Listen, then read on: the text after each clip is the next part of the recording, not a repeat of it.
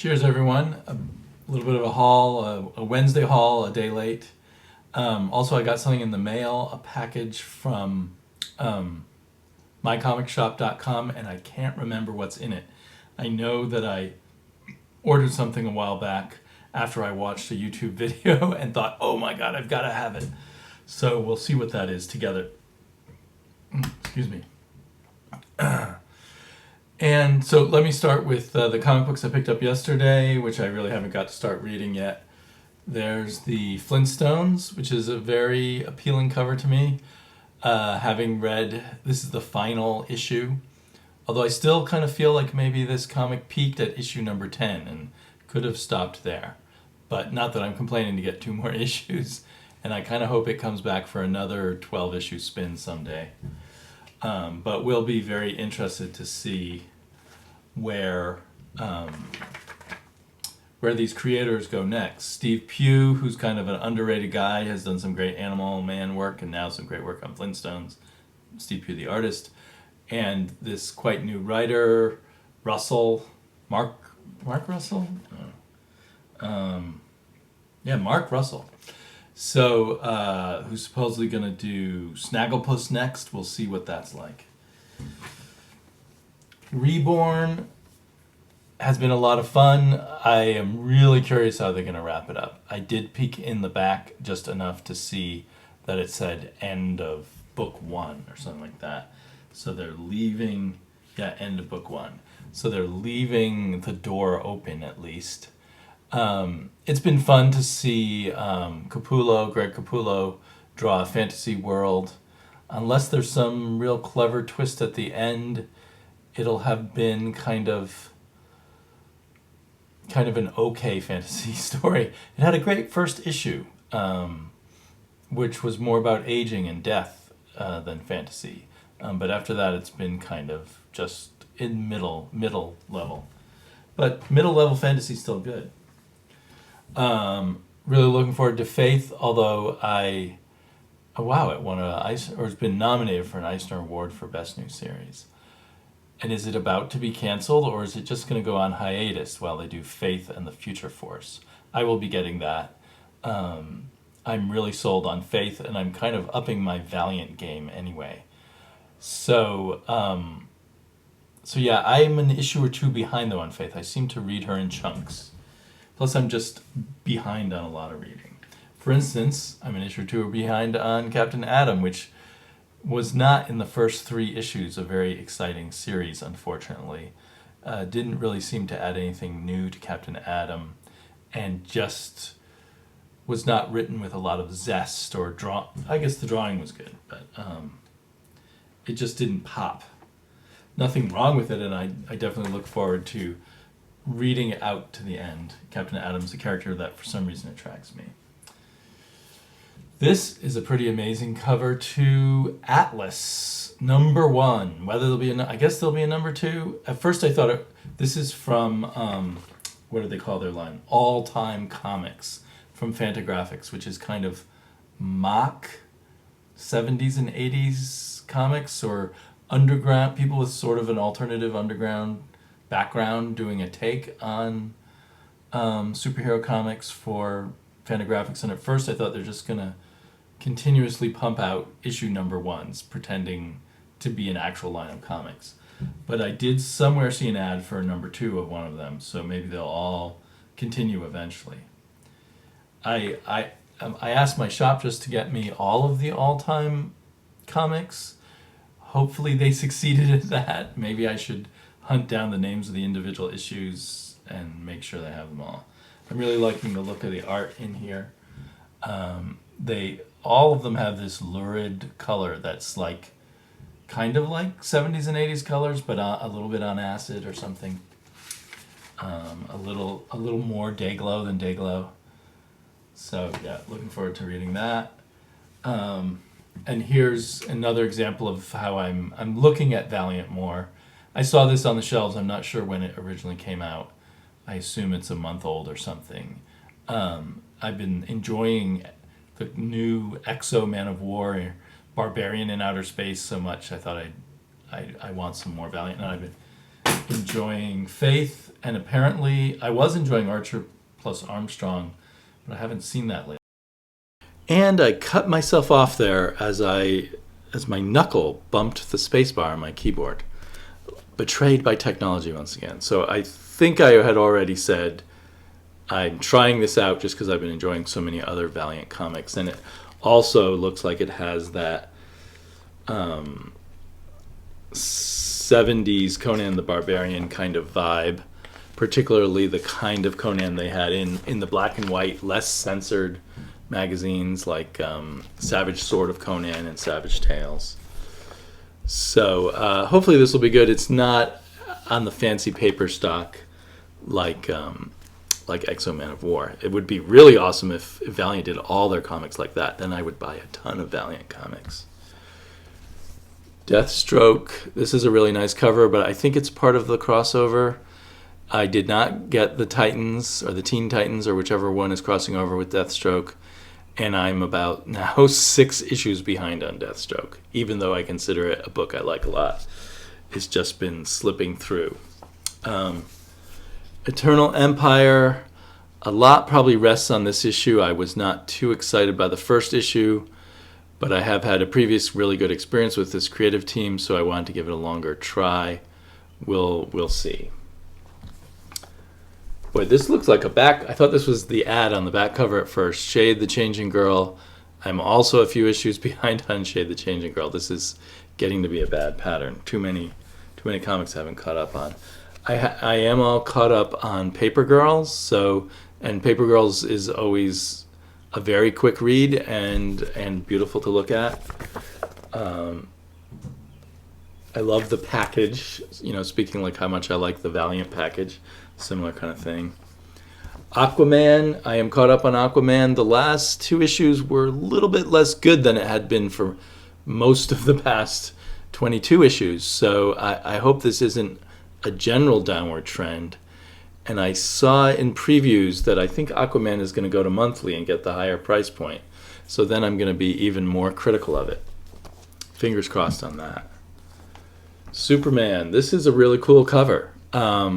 I'm gonna have to remind myself what happened in the last Superman. I think there was some group of people in the town where the Super family were living who had been manipulating them or grooming Superboy or doing something with his powers. So, wow, who did that cover? Almost looks like Brian Sook or something. So Ryan Sook, not Brian Sook. So, but the odd thing is, I know in Action Comics, the whole family has moved to Metropolis. So, whatever's happening here is almost in the past. So we know it's going to be resolved. Of course, they're always resolved anyway. It's comics, right? It's mainstream comics. This I grabbed from my daughter, Animal Jam from Dynamite. Animal Jam is this really popular game online for kids. One of my daughter's friends is always trying to get her to do Animal Jam, and I think they can kind of interact with each other online with this game. I have a feeling that this is not going to be that great, but we haven't tried reading it yet, and I just kind of was desperate for more kids' comics. Desperate's the wrong word, but as a comic addict, I wanted more to give to my daughter. So I also bought this, Superman and Bugs Bunny, and we did start reading it last night. We've already bent it out of shape. This is a pretty good 4-issue crossover between the Looney Tunes universe and the DC universe. It's really not just Superman and Bugs Bunny. But I know that because I've read the entire thing before, and I didn't realize that I was buying a reprint of a comic I already had. And I've already read it with my daughter, but now that we have another copy of it, my daughter wants to read it again. So I guess that's not so bad. And while I was at the comic book store, I had enough time to look over some of the trades. I don't know if this is a new book, just freshly out, or has been at the store for a while. It's a Humanoids book, I assume a French translation. It's more oversized than my last few Humanoids books. Here it is compared to a comic book size. and it looks like a pretty cool science fiction story. I don't know if it's post-apocalyptic. I haven't looked at it closely yet. That kind of looks like a fantasy comic there. So, in a way, it also reminds me, flashing through it, a bit of a Color Savage sort of Conan vibe. Nice thing about these European albums is how many panels they have per page. You get your money's worth in terms of storytelling usually. So I'm looking forward to reading this too if I find the time. I seem to be giving more time to the indie comics and to some of my trades right now. So that just seems to be the mood I'm in, which means comics that I like Faith and Shade the Changing Girl, and not Aquaman, I haven't kept, and Deathstroke, I've just let them fall by the wayside, and some of them pile up very quickly. Or my time gets more and more consumed by life. In fact, I'll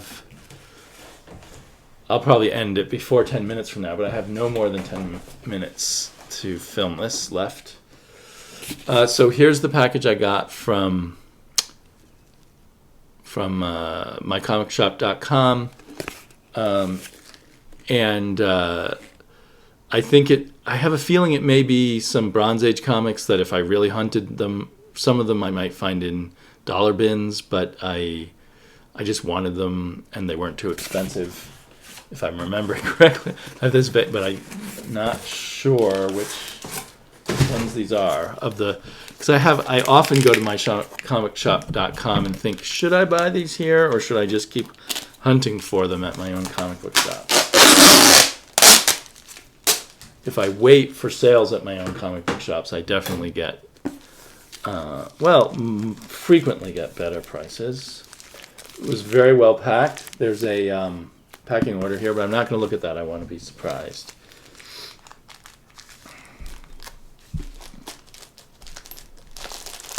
I cut open this bag they came in. Okay, what have we got here? Oh, okay. I may have paid a little bit for this. I got issue 2 and issue 4 of Astonishing Tales at a sale at one of my shops, and it had me these kind of double feature comics disappeared right around the time I very first started discovering comics. So I would occasionally stumble across these old ones in places where people had old comics, like maybe used bookstores or something. So I knew they existed, and everything that came in the few years before I started collecting comics as a kid have the most romance to me. And some of these have amazing art by Wally Wood, some Barry Smith, some Jack Kirby.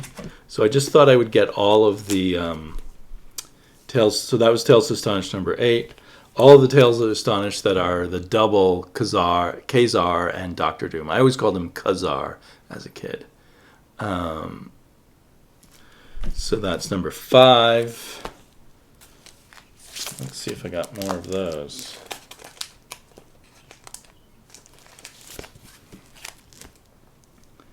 There's number 3. I wonder if I have them all now or if there's still 1 or 2 I need to get. Because if they were charging a lot, I probably limited myself on price. In my experience with mycomicshop.com, I mean, some things are more of a bargain than another, but their grading is very good. So if something is a 5 or a 6, it's still going to be in very good condition. They kind of, what would be the right term? They grade a little low so that the condition is, at least in my experience so far, usually better than you might have expected. Number 7. Did I get number 1? Number 1. So I think maybe I'll have the first 8, and maybe after that they went to just being a book just for Kazar. And I think what happened is Marvel finally renegotiated their deal, which they had with DC, where they could only put out 8 comics a month. So that's why they were doing these 2 characters per comic book, because they could only put out so many comics. But they had, that Marvel House of Ideas was exploding and they needed places for all their characters. Or so I've been led to believe. Okay, yeah, that's all of those.